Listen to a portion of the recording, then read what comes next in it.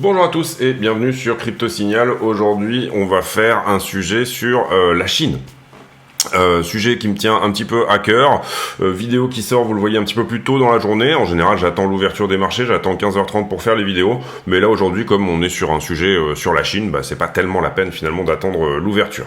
Donc sur la Chine, pourquoi ce sujet sur la Chine? Tout simplement parce que il est possible que il y ait un revirement au niveau de la politique chinoise, c'est pas possible même, c'est une certitude, et que donc du coup on ait une narration qui puisse un petit peu pousser Bitcoin vers le haut, puisque désormais on va dire que le marché chinois au niveau monétaire devient plus accommodant. Donc est-ce qu'on va avoir une grosse vague d'achat à l'Est? Est-ce que c'est même pas ce qui est en train de se passer actuellement? C'est-à-dire que on voit en ce moment une résilience aux mauvaises nouvelles côté US entre guillemets, et est-ce qu'on n'est pas en train de découpler tout simplement parce que la deuxième puissance mondiale elle-même découple de ce qui se passe aux États-Unis. Donc je pense que ça va être un sujet vraiment intéressant.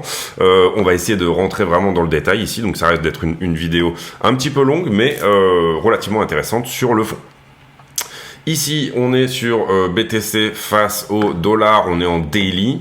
Toujours peut-être cette logique d'élargissement symétrique de sommet. La grande question étant, est-ce qu'on va désormais retaper une vague en bas, c'est-à-dire plutôt faire quelque chose comme ça pour ensuite venir péter en haut, ce qui est tout à fait possible, c'est-à-dire là revenir jouer avec les 20 500 $, ou alors est-ce qu'on va tout de suite péter haussier.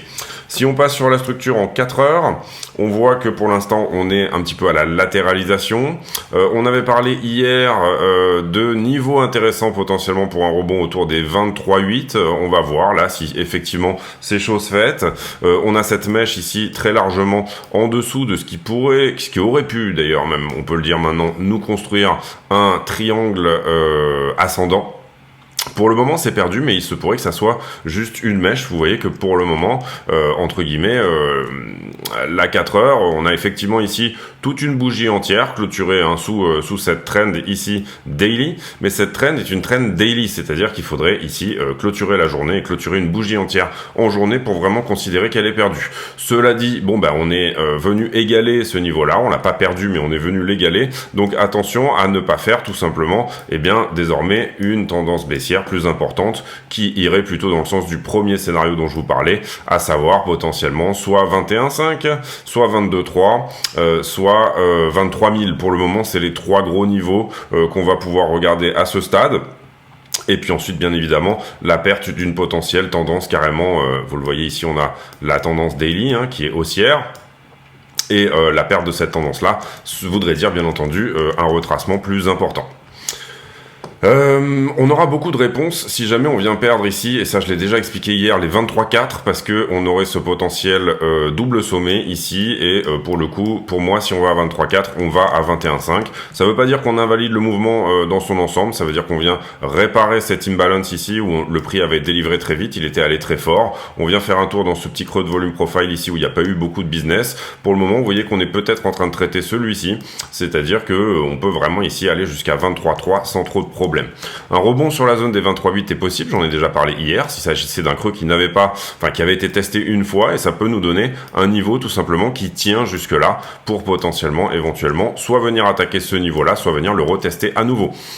Donc voilà pour l'analyse 4 heures. Sur l'analyse 15 minutes, pas vraiment de retournement ici, si ce n'est ici un equal low, c'est-à-dire deux fois le même bottom, ce qui pourrait retourner la tendance à ce stade, c'est-à-dire que ce mouvement là ici pourrait éventuellement être le début de celui dont je vous parle, et vous voyez ici très bien les trois equal low, donc ce niveau fait désormais support, en tout cas pour le moment. Et sur la 1 et la 5 minutes, rien à dire, sauf à dire que c'est exactement la même analyse. On pourra ici parler de double bottom dès qu'on aura repassé les 24 259 sur le spot Binance. Et puis même chose en 1 minute, on est exactement sur la même structure. En 1 minute, on est plutôt sur une tendance haussière, vous le voyez. En 5 minutes, également, un début de tendance haussière, on a trois creux qui se suivent.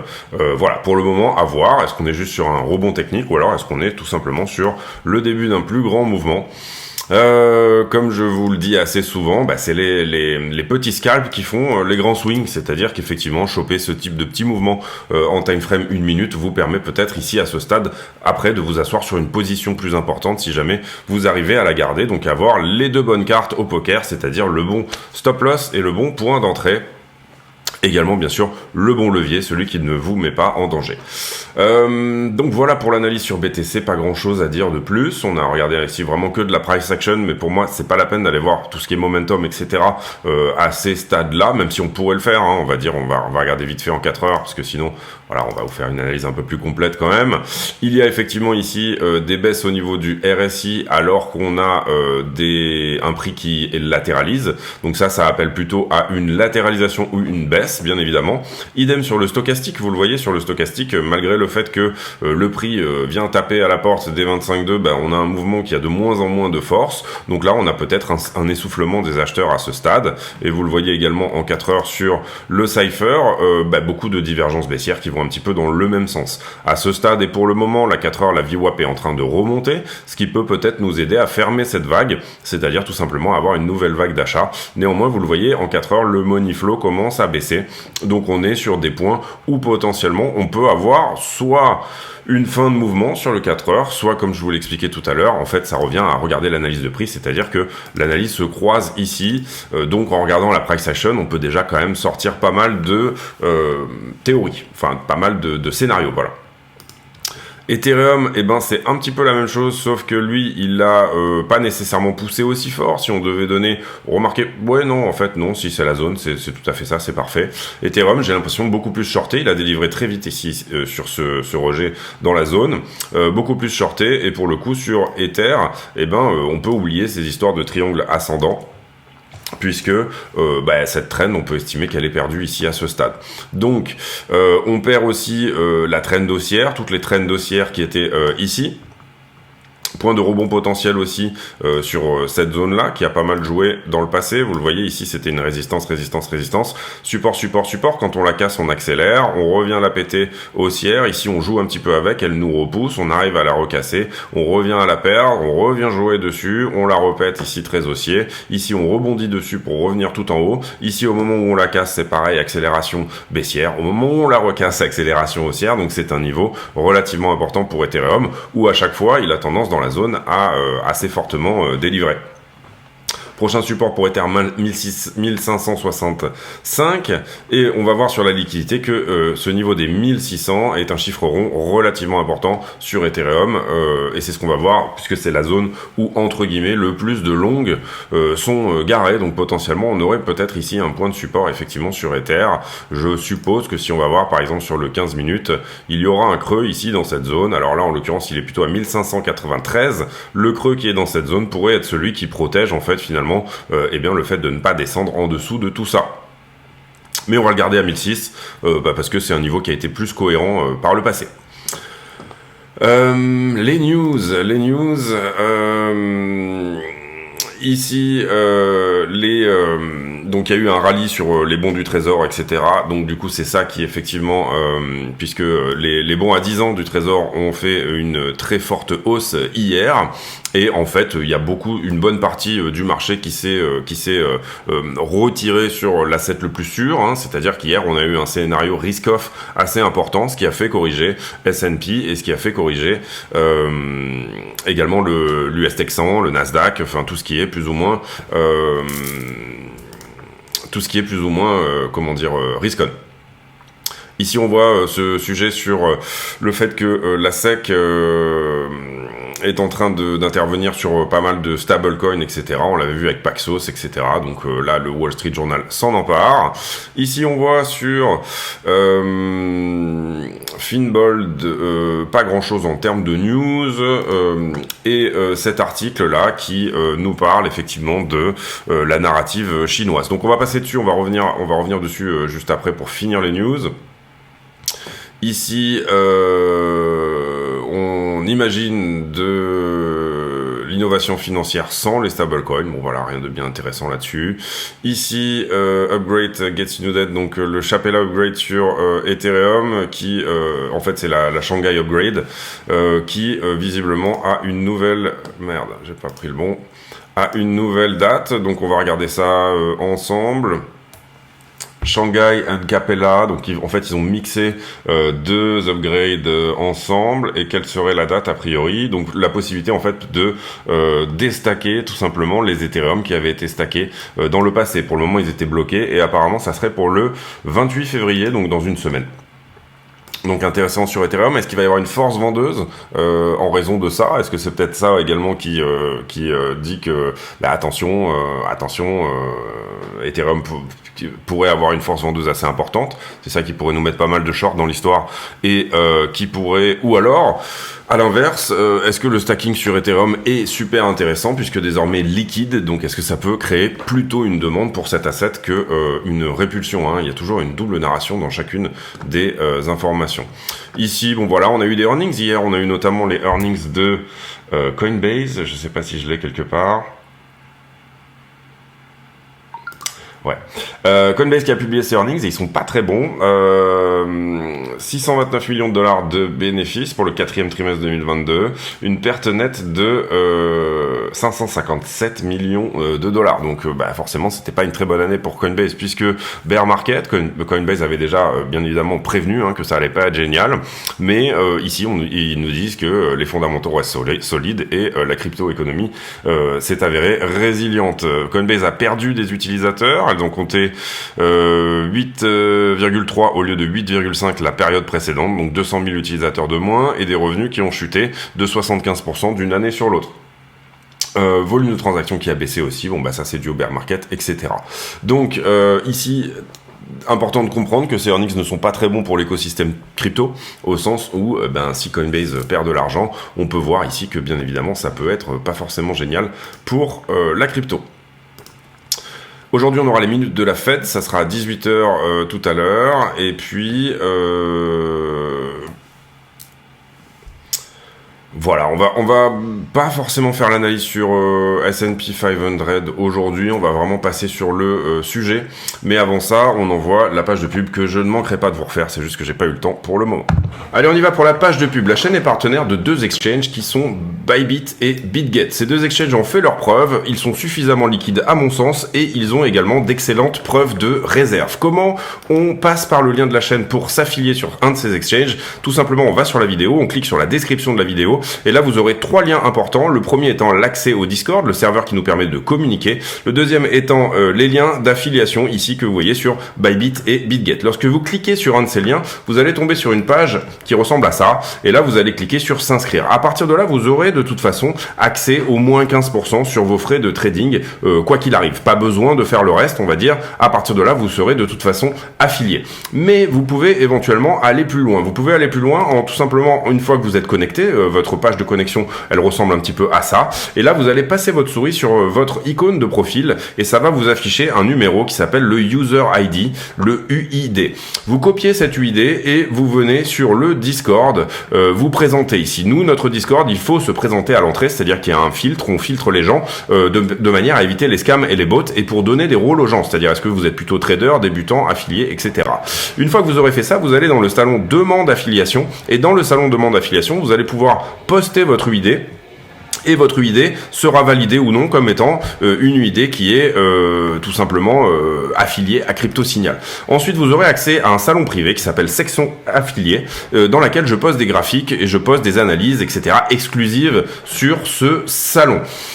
Il y a aussi une possibilité de participer à un tirage au sort. Pour participer à ce tirage au sort, il faudra également déposer 100 USDT, en plus de s'inscrire et de faire toutes ces démarches-là, déposer 100 USDT sur un de ces deux exchanges. À partir de là, l'exchange me le dira et ils me diront que vous avez, entre guillemets, le statut de super affilié. Le statut de super affilié, vous n'êtes pas obligé de trader ces 100 USDT d'ailleurs, ils peuvent très bien juste rester sur la plateforme quelques temps, le temps que vous soyez validé, et puis une fois que vous êtes validé, vous pouvez les enlever, vous en faites ce que vous voulez, mais ça vous permettra de participer à un tirage au sort tous les 20 affiliés de 200 USDT. Donc le premier tirage au sort, il sera sur 20 affiliés, le deuxième sera sur 40, une chance sur 40 de gagner 200 USDT, le troisième sera sur 60, une chance sur 60, etc. Donc voilà, écoutez, si ça vous intéresse, n'hésitez pas à passer par ces liens, et puis on revient à la vidéo. Merci de votre attention. Ok, allez, on y va pour le sujet, on fera la liquidité juste après.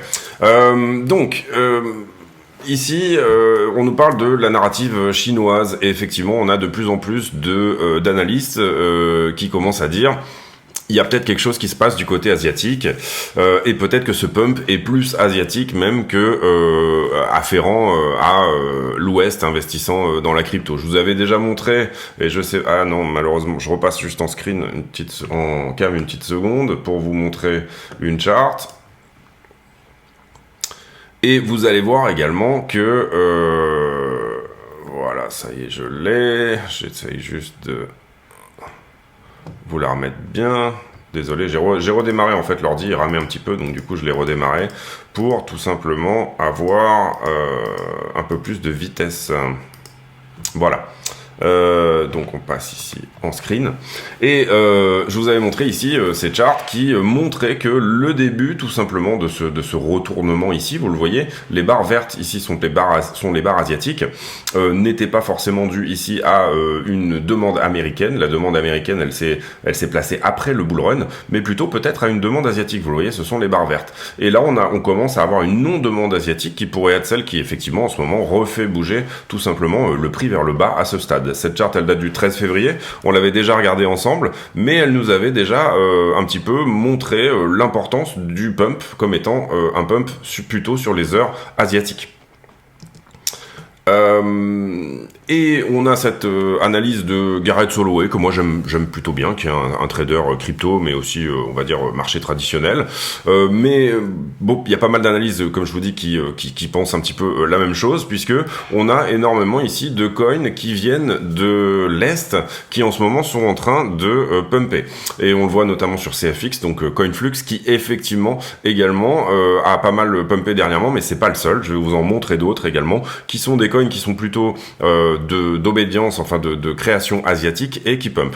On a eu aussi cette narration et je vous avais lu les articles sur le fait que Hong Kong se réouvre à nouveau au trading des retails et donc du coup que ils sont en train de regarder vraiment cette possibilité tout simplement de laisser les retails. Donc Hong Kong pourrait devenir le hub un peu chinois et la Chine voit plutôt ça d'un bon œil apparemment que Hong Kong se réouvre à la crypto. Donc peut-être une réouverture également asiatique dans sa globalité. Il n'y a pas que les Chinois en Asie, il y a bien sûr les Japonais qui sont très crypto-friendly. Vous n'avez pas uniquement ça, vous avez aussi la Corée sur laquelle on a énormément de spéculation sur les cryptos également. Et donc du coup, toutes ces narrations-là peuvent éventuellement aider tout simplement le Bitcoin à reprendre des niveaux plus intéressants malgré une narration américaine qui est plutôt mauvaise. Ici, Soloway qui nous dit qu'en fait, en ce moment, les 25 000, on est en train de taper la 200 weeks, la moyenne mobile à 200 semaines. Ce qui est vrai, hein, on est pile poil dessus. Si on arrive à la passer, effectivement, on aura plutôt dans le radar les 30 000 $, bon, ce qui paraît relativement normal. Et effectivement, le CoinFlux a pris 467% la semaine dernière. On a également Neo et Filecoin qui ont pris chacun 60%. Donc ces narratives chinoises peuvent être vues comme effectivement des catalystes pour un éventuel achat également substantiel sur Bitcoin. Et vous le voyez ici, donc on a effectivement une régulation de la Hong Kong Securities and Futures Commission, l'équivalent de la SEC à Hong Kong, qui elle recommence à laisser rentrer les retails sur le trading crypto. Coindesk leur a demandé si jamais ils pouvaient accueillir Tether, Circle et Paxos, donc tous les stablecoins qui finalement sont un petit peu dans le radar de la SEC en ce moment, et il n'y a pas eu de réponse de ce côté-là. Donc voilà, ici intéressant. La Chine qui se réouvre potentiellement à la crypto, la porte d'entrée étant dans un premier temps Hong Kong. La Chine aime beaucoup avoir des zones comme ça, des hubs, c'est-à-dire vous faites un énorme hub de, la technologie, Shenzhen, la production technologique, vous faites un énorme hub de... et c'est d'ailleurs très lié finalement à cette ancienne politique de planification, hein, comment dire, où vous avez tout simplement ici les grands axes soviétiques où on disait bon bah là-bas on va faire ça, là-bas on va faire ça, etc. Et c'était tout à fait quelque chose qui pouvait se faire d'une manière vraiment très organisée et avec encore une fois des gros hubs en fonction de chacune des narratives. Donc voilà, là ici, bon, les blockchain sim, CoinFlux, etc. Je vous présentais ferai peut-être ce projet à part. Mais voilà, on a terminé sur cet article-là, mais c'est pas l'unique chose que je voulais vous montrer. Ce que je voulais vous montrer, c'est d'abord où en est la Chine par rapport aux États-Unis, hein, en termes de deuxième puissance mondiale, on en est où. Et la deuxième chose également, c'est bien entendu, est-ce que la nouvelle politique chinoise est réellement en train de se mettre en place déjà? Est-ce que c'est vraiment une politique monétaire accommodante? Qu'est-ce qu'a fait la Chine pendant le Covid et qu'est-ce qui s'est passé exactement? À quel point, c'est plutôt le yuan qui a été défendu ou alors c'est plutôt, il y a eu des gros investissements, etc. Donc tout ça, c'est ce qu'on va regarder maintenant et c'est ce qu'on va décortiquer ensemble. Ici, vous avez le classement des pays les plus riches du monde et vous voyez que les États-Unis sont juste devant la Chine avec 20% en fait de PIB de PIB en plus annuel. Donc la Chine est vraiment pas très loin des États-Unis à ce stade et on avait des projections qui étaient beaucoup moins optimistes que ça, notamment en raison du Covid. Pourtant, la Chine a morflé pendant le Covid, on l'avait vu. Et j'essaye de vous trouver ici un deuxième article qui est intéressant à ce sujet. Je pense que c'est celui-ci, où en fait on nous disait que là vous avez le PIB de la Chine et le PIB des États-Unis. Le PIB des États-Unis est en noir, le PIB de la Chine en PPP, je pense que c'est en purchase power, en pouvoir d'achat constant, qui en fait a dépassé celui des États-Unis et en nominal on est en dessous effectivement. Ça c'était un article qui datait de 2020. Vous voyez qu'on était à 14 trillions alors qu'on était à 21 trillions au niveau des États-Unis, 20. Depuis, les États-Unis ont pris 25 et la Chine est désormais à 19. Et les anciennes projections, vous le voyez, ils mettaient la Chine, en fait, les États-Unis à 24 et la Chine à 18. Donc on est à peu près dans les clous des projections. On va voir en 2020. En fait, on est plutôt même sur ce que nous aurait dit l'année 2023 actuellement. L'année 2022 nous a plutôt donné les résultats de l'année 2023. Donc ça, c'est intéressant. Bon, il y avait forcément des projections ici. On était en 2020, donc il y avait des projections un peu plus pessimistes par rapport à ce qu'il allait se passer par rapport au Covid. Et excusez-moi, je m'en pose une toute petite seconde. Si je retrouve mon OBS, voilà. Donc voilà, ça c'était les projections de PIB. Maintenant, il y a des histoires de politique monétaire, bien évidemment. Et les histoires de politique monétaire, elles sont relativement intéressantes au sens où, qu'est-ce qu'a fait la Chine plus ou moins pendant le Covid? On va regarder ses taux. Voilà, on va se mettre sur le max, voilà. Et en gros, la Chine pendant le Covid avait certes, elle avait déjà même diminué ses taux plus ou moins avant le Covid. Elle a diminué un petit peu ses taux, mais elle n'est pas allée très bas. Vous le voyez ici, c'est assez rare en fait que la Chine bouge ses taux d'intérêt. Et tout au long de l'année 2021 et 2022, les taux sont restés inchangés, autour de 3,80%, quelque chose comme ça. Et donc du coup, ça avait donné à ce moment-là un petit peu une surprise du marché dans sa globalité, puisque le marché avait dit, c'est quand même bizarre, nous on a créé à fond de la monnaie et on a à fond baissé les taux d'intérêt pour ne pas se morfler une récession. Et à l'époque, la Chine avait tout simplement encaissé le coup. Elle avait dit, nous on va s'en manger une bonne, mais on opte plutôt pour ce qu'on va dire un yuan fort, c'est-à-dire un intérêt du yuan pour les investisseurs, etc. À l'époque, ça avait littéralement fait morfler la Chine. On avait fait moins 70 sur les indices tech chinois, etc. Donc ça avait été très violent en Chine en termes d'autant plus que la Chine a réouvert ses frontières bien après, et d'autant plus que la Chine a réouvert ses usines bien après. Et donc du coup, ça avait créé tous les problèmes de supply chain qu'on connaît, mais également dans l'autre sens, on va dire. La Chine avait essuyé finalement le revers sans réellement créer de monnaie ni faire de quantitative easing. Et donc du coup, ici, et c'est ce qui avait été vraiment choquant encore plus à l'époque, en novembre 2022, oui c'est ça, non, c'est avant, pardon, novembre 2021, finalement la Fed, elle commence à diminuer, à réaugmenter ses taux d'intérêt, à diminuer le caractère accommodant de sa politique monétaire, et en fait, à l'inverse, la Chine fait l'inverse, c'est-à-dire que elle, et c'était plutôt là au début 2022, elle a commencé à tout doucement baisser ses taux, d'accord ? Donc elle va à l'encontre, littéralement, bien évidemment, de ce que fait les États-Unis, tout simplement déjà pour relancer son économie, mais avec 2 ans de décalage. Et puis, c'est relativement intéressant et plutôt smart. En fait, finalement, les investissements aujourd'hui étrangers reviennent en masse en Chine, tout simplement parce que on a une politique qui est plus accommodante, tout simplement parce que la Chine commence son quantitative easing en 2022 et en l'occurrence, il y a eu un vrai décalage ici. Donc, ils ont vraiment pris cette crise, ils l'ont pris de plein fouet, mais derrière, au moment où la Chine à la fois réouvre et au moment où tout simplement elle décide d'être accommodante, et tout simplement beaucoup d'investissements étrangers vont se tourner vers la Chine, donc c'est plutôt intéressant. Ici, on a eu une nouvelle baisse courant 2022, je pense que c'était en août ou quelque chose comme ça, et on a eu un meeting de la Banque centrale il y a 2 jours, et il y a 2 jours, les taux sont restés inchangés, c'est-à-dire qu'on est resté à 3,65, vous le voyez, c'était ici, le 20 2023, le 20 février 2023, on a eu un meeting, et le consensus, tout le monde, on est resté très exactement au même niveau. Le prochain meeting aura lieu le 20 mars, c'est pour le coup hyper clair, là, on sait que c'est le 20 de chaque mois. Par rapport à la Fed où ça bouge un petit peu, en l'occurrence, le 20 de chaque mois, vous avez un meeting de la Banque centrale chinoise et elle nous dit ce qu'elle fait.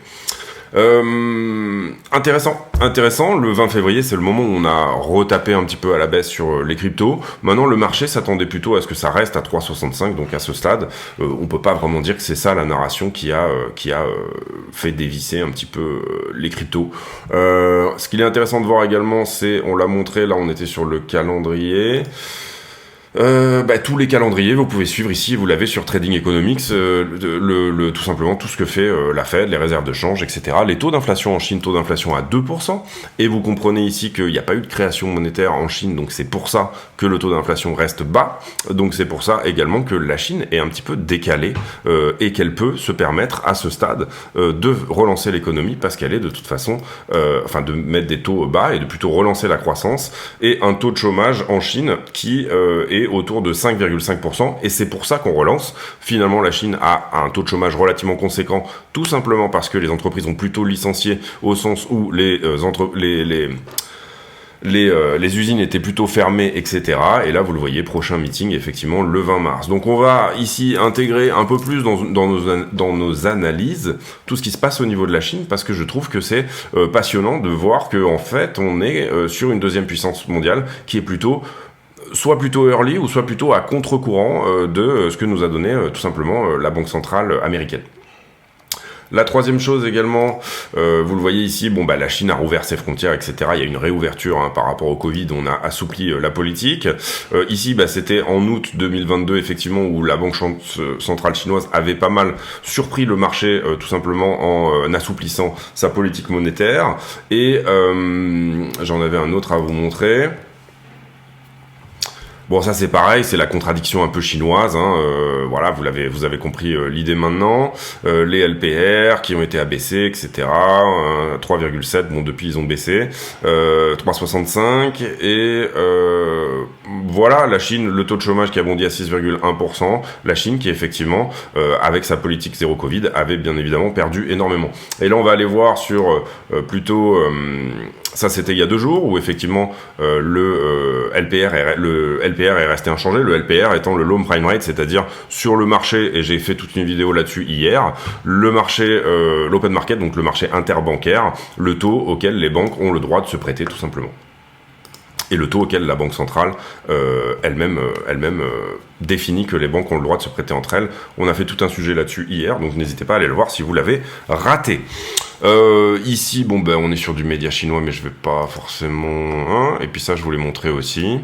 Et ça, intéressant, un autre papier sur la crypto autour de la Chine, qui lui nous dit que effectivement, on a beaucoup d'altcoins comme Coinflux, Neo, VeChain, Phoenix Chain, qui ont bien pumpé et en raison de la Chine et de la réouverture côté Hong Kong. Comprenez bien ici, et je vous l'ai déjà expliqué, mais qu'on a aussi bien évidemment le Japon et la Corée, qui sont très friands de crypto-monnaies dans cette narration-là. Et là, on a un tweet intéressant, je pense que je l'avais déjà montré, mais on va le regarder aujourd'hui aussi. TED Talks Macro, qui nous dit que le vendredi dernier, donc le 19, la Chine a commencé à injecter 92 milliards de dollars dans ses propres marchés. Donc en l'occurrence, ceci est complètement à contre-courant. Merde, c'est pas grave, on va regarder le tweet directement. Ceci est complètement à contre-courant de ce que fait la Fed effectivement. Ici, la Chine qui effectivement tente de relancer son économie, ça on en a déjà parlé. Il y a un nouveau player in town. Et pourquoi j'ai pas le thread en entier là? Bon, c'est pas grave, on va revenir sur l'article d'avant. Et en l'occurrence ici, vous le voyez, elle a eu plus de croissance dernièrement que les US. Et c'est la troisième plus grosse banque centrale au monde avec 6 trillions en asset management. Également ici, beaucoup d'analyses qui sont focusées effectivement sur le tightening de la Fed, mais en fait finalement, et le Japon et la Chine sont en train d'injecter des liquidités sur les marchés globaux, ce qui va déjà ralentir les efforts de la Fed pour effectivement ralentir les liquidités. Ça c'est une première chose. Tout le monde ne fonctionne pas ensemble, donc du coup ça peut créer des problèmes au niveau de la politique de la Fed, mais pas uniquement. Ici, on a les frères Winklevoss, ou en tout cas Cameron Winklevoss, qui parlent effectivement de ce revirement un peu chinois. Et ici, on a Brian Armstrong, qui est le PDG de Coinbase, qui également, lui, nous dit que, en fait, il soutient la réouverture de Hong Kong à la crypto. Donc les 5 coins ici, vous le voyez, à potentiellement suivre. On a Filecoin qui marche très bien effectivement en ce moment. Filecoin qui c'est plus ou moins de l'espace disque, on va dire. Coinflux qui est plutôt autour de tout ce qui est télécom, je crois, etc.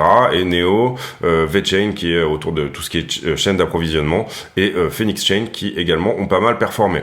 Tous ces tokens performent énormément sur les heures asiatiques. Donc les Asiatiques sont très friands de ce genre de tokens. Et je pense que même... si je me trompe pas, on parle de Coinflux qui est même subventionné par l'État chinois en partie, certaines provinces de l'État chinois qui ont ici subventionné Coinflux. On va regarder du coup sur sur TradingView, et je vous ai fait ici une petite nouvelle section qu'on va être sur la Chine, puisque encore une fois c'est la deuxième puissance mondiale, donc il faut pas oublier, et surtout qu'elle est à contre-courant, donc c'est un peu moins les Américains ici qui vont donner le ton là-dessus. Ici on voit le Hang Seng, et on va se mettre en daily.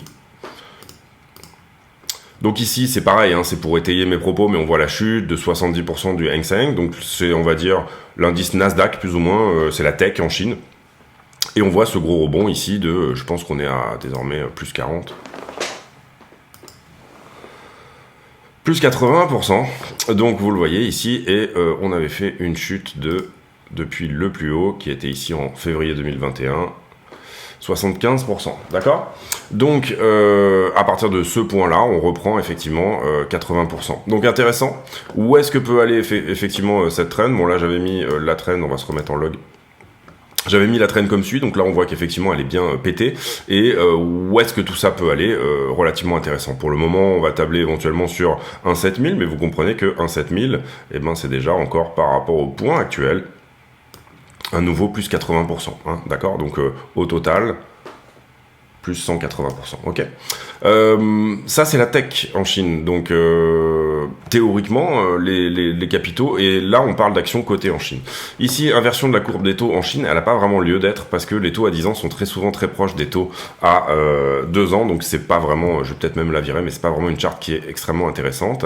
Ici c'est un peu le SP500 chinois plus ou moins, donc le CSI 300. Et voilà, on voit que il y a eu cette forte correction et que désormais on est en rebond également. Ici, c'est intéressant, c'est un ETF Fidelity qui lui est plus ou moins parce que c'est pas vraiment possible pour des étrangers de acheter directement sur la bourse chinoise. C'est quelque chose de relativement plus fermé. Donc on a bien entendu des gens qui sont agréés pour ça, et donc du coup qui font des ETF pour tout simplement quand même présenter la possibilité. Ici, le China Focus, c'est tout simplement un ETF effectivement basé aux États-Unis, qui permet à la fois aux Européens et à la fois aux Américains d'investir tout simplement via ce fonds Fidelity sur la Chine. Et on voit que ce fonds a fait plus 40. depuis le plus bas précédent, et on voit que ce fonds a cassé une résistance, c'est-à-dire que les investissements étrangers reviennent assez fortement en Chine. On a également le Franklin FTSE qui est sur la Chine également, et vous le voyez ici, retour effectivement de l'investissement assez fort au niveau des Américains et des étrangers. Les Américains, la narration américaine, elle est de dire faut pas investir en Chine, c'est nos ennemis. Et bien évidemment,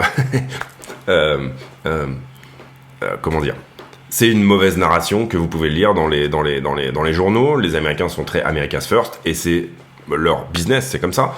Mais il faut comprendre ici également que vous avez des gens qui le font quand même. Alors, est-ce que c'est des institutionnels ou est-ce que c'est tout simplement des particuliers qui n'écoutent pas la narration? Ça, je peux pas vous le dire. Mais voilà, on a quand même un très net retour des investissements sur la tech chinoise. Et là, vous le voyez également sur le SPDR S&P China, où là, du coup, on est plutôt même sur le type de SP500, où là, on a eu aussi un très fort rebond, cassure de trend, etc. Pour le moment, ça corrige assez fort. Depuis le 25 janvier, ça recommence à corriger, je pense, sur fond de tension, effectivement, américano-chinoise, ces histoires des ballons, etc.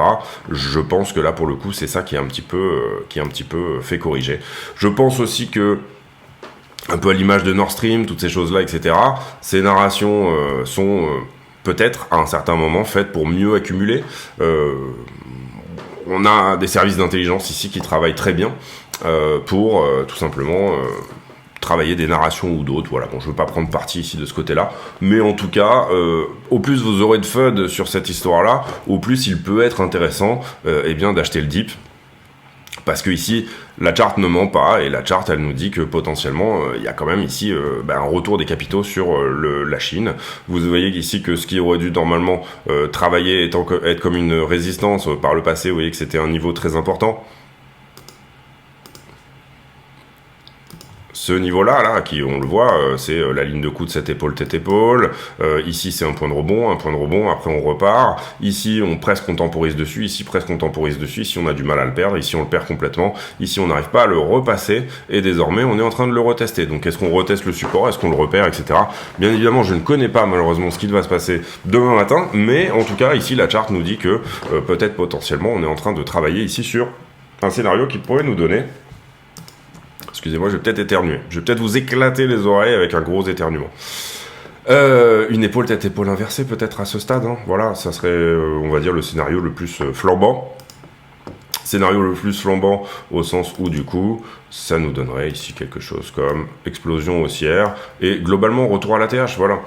Donc voilà, pourquoi pas, je dis juste pourquoi pas, voilà, là on n'est pas forcément ici dans du c'est sûr, etc. Mais en tout cas, personnellement, moi et j'en avais parlé sur la chaîne, j'avais acheté le dip sur du justement Fidelity China Focus ou un autre asset, China Growth, et pour l'instant ça se passe extrêmement bien.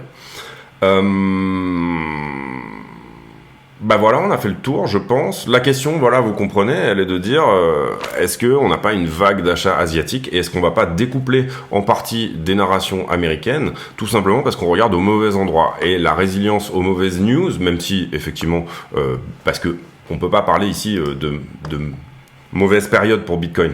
Vous le voyez ici, bon, il y a eu un rallye sur les actions, il a commencé bien avant nous, puisque il a commencé, en fait, sur les actions, on va dire que ça a fait comme ça, sur le S&P américain, et nous on a eu ça à cause de FTX. Et en ce moment, le marché est en train de corriger fortement, et finalement, Bitcoin, il a perdu peut-être $1000, mais si on prend en comparaison, alors il faudrait ici que je vous prépare, je vais peut-être mettre en pause et le faire, le ratio, par exemple, Bitcoin sur S&P, ou en tout cas, même on pourrait tout simplement, il faudrait peut-être que j'enlève un indicateur ici, parce que j'en ai trop, on va enlever le Cypher, hop, et on va se mettre un indicateur de corrélation qui s'appelle Correlation with P-Value. Voilà. Et on va mettre le S&P tout simplement en... Alors pourquoi il ne veut pas? J'en ai enlevé un pourtant. Hop, on va regarder ce qui se passe. Il y en a deux, d'accord, il y en avait un là aussi. Autant pour moi, du coup ça va être un petit peu long. Ouais, c'est ça que je veux, ouais. Ok. Et là, vous le voyez, bon là on est en daily, oui, donc c'est pas mal. Vous le voyez que depuis un certain temps, on décorrèle un peu du S&P. Vous voyez qu'on est même en corrélation quasi négative. Ici, comprenez bien que le vert, c'est de la corrélation positive avec le S&P. Le rouge, c'est de la corrélation inversée. On le voit très bien là sur FTX, où finalement le SPX était en train d'augmenter et Bitcoin était en train de baisser. Vous voyez également que par le passé, on était beaucoup moins corrélé. Et là, moi, c'est ce que je dis relativement souvent. Je dis on a corrélé au moment du Covid. Il y a eu deux toutes petites décorrélations là. Et là, est-ce que finalement cette décorrélation-là, qui effectivement était un événement qui était endogène à la crypto, c'était FTX, mais est-ce que ça nous appelle pas à nous dire qu'on va revenir comme avant, c'est-à-dire corréler des fois et puis décorréler des fois? Et est-ce que c'est pas en fonction de la narration asiatique en ce moment qu'on est par moment sur des gros moments de décorrélation? Il y a bien sûr des événements qui sont endogènes à la crypto aussi, c'est-à-dire en l'occurrence peut-être on n'en a pas en ce moment des très bonnes nouvelles sur la crypto, enfin j'ai pas l'impression. À part le prix, sincèrement, on a eu l'attaque sur BUSD, Paxos, la régulation aux US, on a eu que des mauvaises nouvelles, sincèrement, dernièrement. Je vois pas de choses qui sont, à part le développement, le fait qu'en bear market, effectivement, les choses se développent plutôt bien. Mais là, vous comprenez bien, quand je vous montre cet indicateur, que 2022 a été une année de corrélation forte, qui est ici. Pourquoi ? Parce que Bitcoin, effectivement, réagit à la narration des taux d'intérêt à l'endroit où il est acheté, puisque un accès au crédit plus facile dans l'endroit où vous êtes vous donne tout simplement plus de possibilités d'investissement. Mais à l'inverse, si jamais la deuxième puissance mondiale est ici plutôt en train de donner un accès plus facile au crédit et d'injecter de la liquidité sur les marchés, peut-être qu'une partie de cette liquidité va se reporter sur Bitcoin. Et à contrario du système américain, qui est peut-être au summum en ce moment, quand même, c'est-à-dire à 5,5%, 5,5%, on est quand même ici vers plutôt la fin d'un mouvement, et c'est peut-être ce qu'anticipe aussi Bitcoin d'une certaine manière, c'est-à-dire de dire la Fed va arrêter d'augmenter et on va rester à 5 pendant un certain temps, et peut-être qu'il y a un front-running ici d'habitude on a 6 mois d'avance sur Bitcoin, peut-être que là sur le marché, je veux dire, peut-être que là on est à 1 an d'avance, que le marché front-run énormément parce qu'il se dit de toute façon sinon on n'arrivera pas à des niveaux aussi intéressants. Mais la question ici c'est à l'instant T, est-ce que c'est pas finalement l'Asie qui profite de ce pump? Et je vous avais montré, rappelez-vous de cette charte, que c'est ici un pump asiatique. Vous le voyez ici, forte accumulation. Et ici, on rachète alors que les États-Unis vendent. Les États-Unis, c'est le rouge. On rachète là. On rachète. C'est les Asiatiques qui lancent ce pump. C'est une certitude absolue. Sur fond, peut-être, de taux d'intérêt, je vais y arriver, bon taux d'intérêt en Asie, contrairement à une politique restrictive aux US. Ensuite, le prix bouge, et donc les US suivent, et c'est eux qui réenclenchent une partie de ce moment. Est-ce qu'on est en train de décorréler du S&P ou pas? Pour le moment, FTX nous dit que oui, et pour le moment, on va dire les dernières périodes, ici depuis notamment début février, nous disent également que peut-être que oui. Bon voilà, c'est la question. Donc une corrélation qui en ce moment est à moins 0,35. On n'est pas extrêmement corrélé. On était extrêmement corrélé encore jusqu'au 6 février. Et moi d'ailleurs je regardais S&P et je le vois même sur S&P et je l'ai même vu hier. Je regarde, moi j'ai toujours S&P sous les yeux parce que quand on est dans des moments comme ça, c'est bien évidemment très intéressant de le regarder.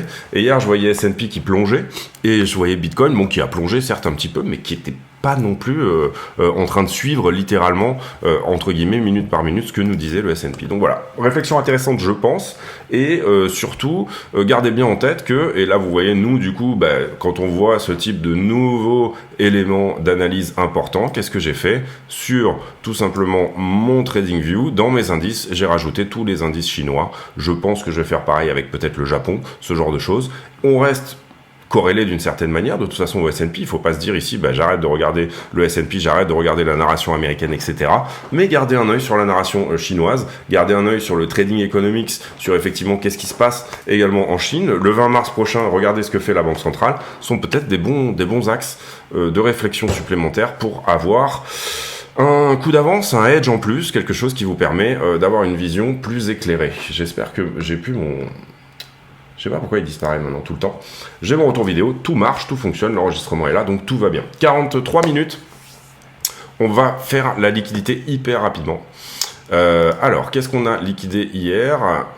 J'ai redémarré l'ordi, donc du coup, il va être un petit peu plus long. J'ai vidé le cache et tout ça. Normalement, on est bien, ça devrait speeder un petit peu maintenant. Beaucoup de longues de liquider, 90%, et on a liquidé 131 millions, donc une journée normale plus. Beaucoup plus d'open interest sur Bitcoin que sur Ethereum. Bitcoin, en ce moment, qui est beaucoup plus tradé qu'Ethereum. Le carnet d'ordre... Le carnet d'ordre, eh ben on a plus grand chose ici au-dessus. Alors en espérant que tous ces ordres ici vont pas se faxer là, mais tout ça nous dit que peut-être si on arrive à passer cette première barrière, un retour au 24,7 en tout cas dans un premier temps, 24,8 devrait être relativement facile. On n'a pas de mur d'achat non plus en dessous, hein. On a ce petit mur ici à 164 bitcoins à 24 000 dollars qui s'est faxé, hein, vous le voyez, puisque là on est descendu autour des 23,8.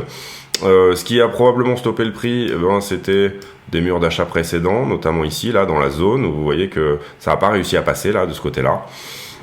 Donc voilà, on va voir comment ça se porte. Là, on a quand même un petit peu du Bitcoin à la vente. Ça risque d'être un petit peu compliqué. Si on doit passer ici, il va falloir un petit peu de momentum pour pouvoir passer, là, les 200 Bitcoins que vous voyez au 24,2, etc. Donc, on a quand même du monde qui est vendeur et on risque ici plutôt une latéralisation en 5 ou 10 minutes que un perçage assez franc et rapide. Ici, on avait mis 2 niveaux et on est donc sur BTC. On avait fait la vidéo à peu près par ici. Voilà, c'était les 2 petits niveaux. On a un gros niveau en haut et un gros niveau après. Globalement, on va juste regarder ici la totalité de la figure. Voilà, pour être un peu plus... Et d'une manière générale, bon ben là, je sais pas si... Quand est-ce qu'on avait fait la vidéo? On avait dû la faire par ici. On a une baisse du prix là, on a une augmentation de l'open interest et on a ici un funding qui reste plat. Donc pour moi, on est plutôt longué. On va le mettre ici en bas de range, mais il y a encore du monde qui essaye de choper tous ces petits rebonds. Ici, tout est à peu près normal. Tout est à peu près normal ici pour moi, hein, sur la fin de figure, ici ce qu'on est en train de regarder, c'est-à-dire le rebond, c'est-à-dire que c'est normal ici que les longues augmentent, tout simplement parce que le prix augmente, donc on liquide du short également. Est-ce qu'on est shorté ici? Prix qui descend, OI qui monte, non, pour moi c'est pas flagrant. Est-ce qu'on est shorté ici? Prix qui monte avec l'OI ici c'est normal, ici on descend, non pour moi on est plus long, c'est pour ça en fait qu'on fait cette descente en palier ici là, c'est que tout le monde veut essayer de choper un short squeeze qui n'arrive pas parce que tout simplement on a trop de longues ici et que c'est trop nombreux. Sur les spreads, est-ce qu'on est en train de remonter? Moi j'aime bien quand les spreads sont positifs, on a des petits épisodes ici que c'est le cas, mais pour le moment on reste négatif, on avait une longue période de spread positif. Sur le niveau global on est à 0,010, donc c'est 0,010, donc c'est un niveau de funding qui a été à peu près celui qui a été relativement constant, on va dire, pendant ce petit bull run, ou en tout cas pendant cette correction. Correction, latéralisation, consolidation, appelez ça comme vous voulez. Sur Ethereum,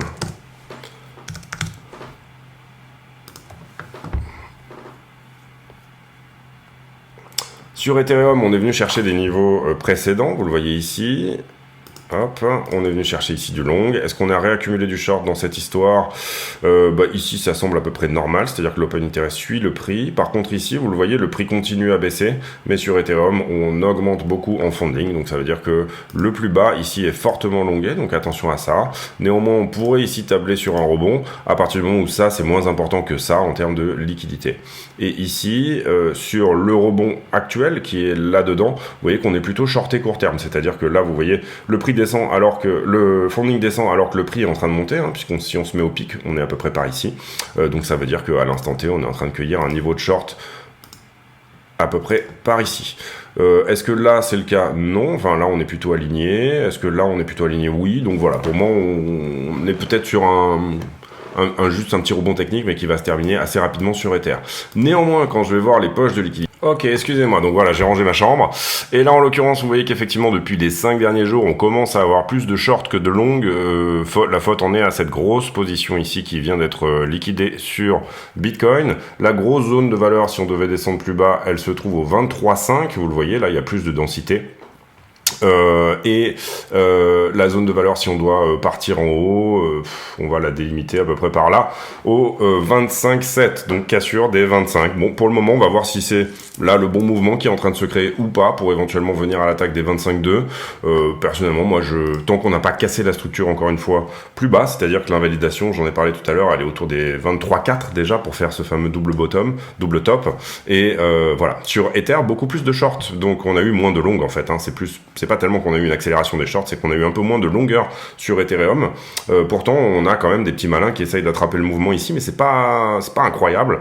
Et vous voyez que sur Ether, on a quasiment couvert la zone de densité jusqu'au 1613. C'est un niveau dont je vous parlais tout à l'heure, ce fameux support au 1613, 1600. On avait parlé du support au 1600. Et beaucoup de shorts actuellement pour une valeur de 4,19.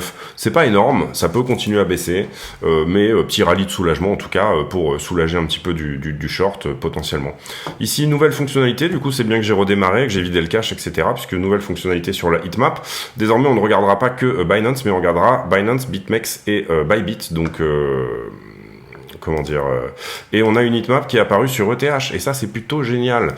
Donc on va la mettre en avant, pareil je vais remettre en pause parce que j'avais pas vu ça. Donc voilà, c'est super cool, iBlock qui est vraiment pour moi largement au-dessus de Kingfisher, malheureusement payant, mais je trouve que moi j'aime pas trop quand les choses sont gratuites. Kingfisher, j'ai l'impression d'ailleurs que ça bouge tout le temps, voilà, j'ai jamais été extrêmement fan de Kingfisher, alors que franchement iBlock c'est hyper fluide, et du coup on n'a pas de changement d'un jour sur l'autre des poches de liquidité. Ce qui pourrait faire penser qu'on est plus manipulé par... Bon, on passe là-dessus aussi. Ici sur iBlock, grosse zone de valeur au 24,5. Vous le voyez, là il y a un short squeeze à faire sur les 12 dernières heures. Plus de zones de valeur en haut que de zones en bas. La question, bien évidemment, elle est au niveau du point d'entrée. Et je pense qu'on n'est pas loin du bon. Sur la 7 jours, donc là on regarde, vous comprenez... le graphe de Binance, mais avec les données de... Le graphe de prix de Binance, mais avec les données de Bybit et BitGet, etc. et tout le monde. Ici, vous le voyez également, sur la 7 jours, une grosse zone de valeur à prendre au-dessus des 25, ce point au 25 là qui nous embête. Alors il peut gagner, c'est-à-dire qu'à ce stade, vous le voyez, on a pas mal de monde là sur la 7 jours qui désormais s'est mise à peu près au 23,8. Donc vous voyez ici 23,5 pourrait être un niveau où on nettoie le jaune avant d'aller dans le jaune suivant. Très intéressant aussi sur la 7 jours. La 7 jours a bien parlé, je trouve, dernièrement, et donc du coup ça peut être vraiment intéressant ici de suivre un peu cette idée-là, c'est-à-dire d'abord on va au 23,4, on revient tester éventuellement le support des 23,4, et vous le voyez également jusqu'au 22,3 il y a du monde, donc attention à ça, et on a même du monde bien évidemment au 19 000 $. Sur Ether, puisqu'on a une heatmap maintenant, donc on va regarder la 12 heures. Et ça c'est vraiment cool qu'ils aient fait la heatmap sur Ether, c'est vraiment une bonne chose. Et bien sur Ether, pareil, grosse zone de valeur au 1660 et au-delà des 1007, le point le plus haut étant autour des 1008, et on a de la valeur à 1006 et on a de la valeur également à 1582. Donc ça c'est pour la 12 heures, plus de short que de long, on le voit sur la 12 heures dernièrement, et sur la 7 jours. Toutes ces charts, je les poste tous les matins sur la section affiliée du Discord. Donc si vous êtes affilié et que vous venez sur le Discord, vous aurez tous les matins ces charts-là à votre disposition.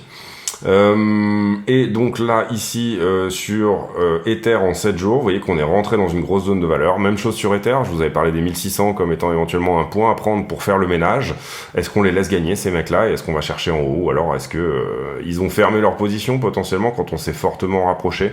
À voir. En tout cas, sur la 7 jours, on a plutôt plus de long que de short, et la 7 jours, elle pointe plutôt vers le bas, mais on a cette zone qui est désormais en train, comme on latéralise dans le coin, de se densifier. Vous voyez qu'elle commence à rentrer assez fortement dans le jaune. Donc on a cette zone au-dessus qui pourrait éventuellement amener le prix vers le haut. Donc bien évidemment, conclusion, niveau charnière pour moi là, en ce moment. Le prix se pose la question, léger retournement effectivement sur le 15 minutes, mais c'est pas ça qui peut nous dire que ça part to the moon nécessairement.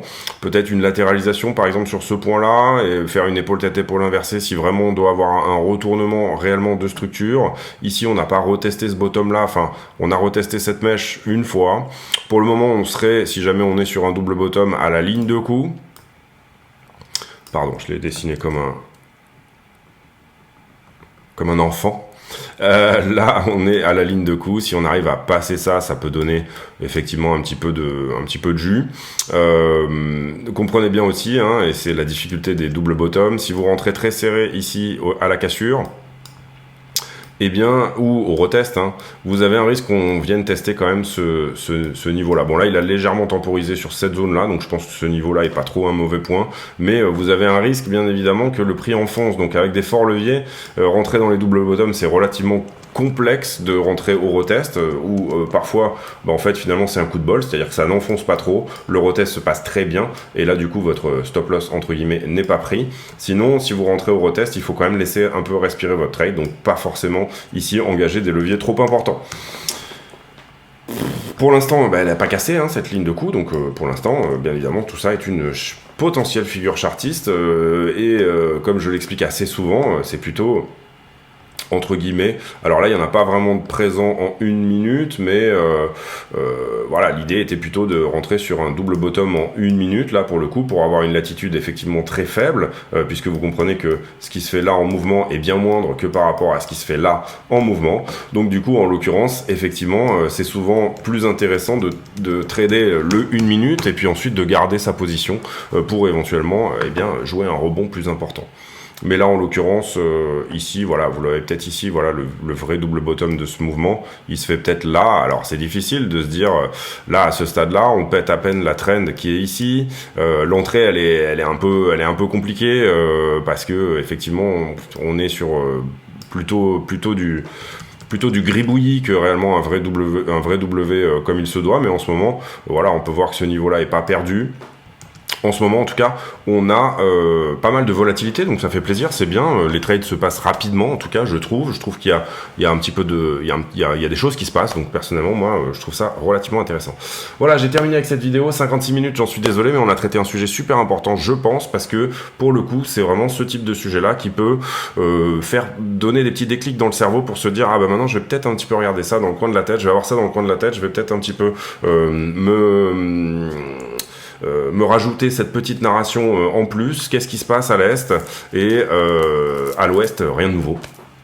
Donc c'est un petit peu ça, c'était un petit peu ça l'idée de la vidéo. On est sur une narration chinoise potentiellement. Il y a effectivement potentiellement quelque chose qui se passe. Je suis pas le premier analyste à le dire, mais effectivement, je pense que c'est hyper intéressant ici d'amener du contenu sur ce sujet-là en particulier. Si vous n'êtes pas déjà abonné à la vidéo, enfin au channel YouTube, faites-le. Si jamais vous voulez nous rejoindre sur le Discord, faites-le également. Si jamais vous voulez utiliser les liens de la chaîne pour vous abonner, que ça soit sur là il y a un nouveau partenariat par exemple, je ne l'ai pas mis encore en avant, mais avec NordVPN. Personnellement, étant un utilisateur déçu de CyberGhost, j'ai décidé de me tourner vers NordVPN plutôt donc j'ai testé. En ce moment, moins 63% de réduction sur l'abonnement, puisque c'est l'anniversaire, je crois que c'est les 6 ans de NordVPN, et donc du coup, avec le lien de la chaîne, vous avez des ristournes qui sont extrêmement conséquentes. Si vous cherchez un VPN, voilà, je trouve qu'il marche très bien. J'ai pas encore eu le temps de l'utiliser énormément, mais le partenariat est déjà en cours parce que sincèrement, j'ai été extrêmement déçu de CyberGhost. Donc voilà, ça me faisait ramer l'ordinateur plus que autre chose. Donc voilà. Je vous laisse là-dessus. Qu'est-ce que je voulais dire? Oui, j'ai pour habitude en fin de vidéo de poser une question à la con, une question qui n'a rien à voir avec le prix du Bitcoin. Et aujourd'hui, la question à la con sera quel est votre métal préféré? C'est vraiment une question complètement bizarre à poser à quelqu'un. Mais moi, personnellement, j'adore le laiton, j'adore le contact du laiton, j'adore le transfert de température qu'on a quand on touche du laiton. Donc, je sais pas, est-ce que vous avez un métal préféré, l'alu brossé ou j'en sais rien, etc. Ça, voilà, une question à la con, vraiment. J'ai même d'ailleurs un bord de bureau en laiton qui fait que de temps en temps, j'ai les mains vertes. Mais là, c'est pas le cas parce que j'ai été obligé de mettre du scotch. Je vous montrerai ça un jour pour tout simple parce que sinon, quand je bossais, j'avais avec la souris et la transpiration un peu des mains, je me retrouvais avec des pommes de main toutes vertes, donc on avait l'impression que j'avais mis des grosses claques à des trucs très durs. On avait l'impression que j'avais tout le temps les poings complètement explosés en fait. Bon, voilà, j'arrête de vous raconter ma vie.